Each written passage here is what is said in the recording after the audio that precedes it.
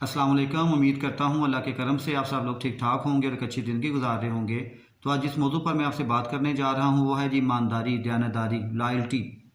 आप इसको जैसे मर्ज़ी देख लें, लेकिन इस मौजू पर बात इसलिए करना चाहूँगा कि हम में से बहुत सारे लोग, इंक्लूडिंग मैं भी कह लें, कि हम ईमानदारी दयानतदारी की बहुत बड़ी बातें करते हैं और हम इसके बारे में लोगों को कहते हैं, लेकिन असल में हकीकत में ये है क्या ईमानदारी दयानतदारी कहीं से परचेज़ होती है, किसी शॉप से मिलती है तो डेफिनेटली हमें परचेज़ कर लेनी चाहिए। लेकिन ये अल्लाह ताला की तरफ से वो दी हुई सलाहियत है जो आपको प्रूव करना पड़ता है, जिसका अमलन मुज़ाहिरा करना पड़ता है। आप डॉक्टर हैं तब भी आपको अपने शोबे में ईमानदार होना चाहिए। आप उस्ताद हैं, आपको एज अ उस्ताद ईमानदार होना चाहिए।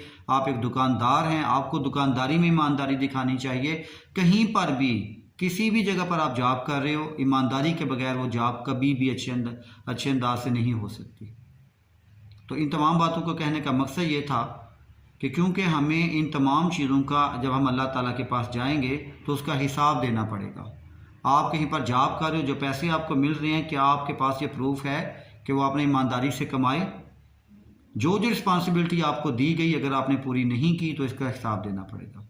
बहुत शुक्रिया, अपना ख्याल रखिएगा। अल्लाह।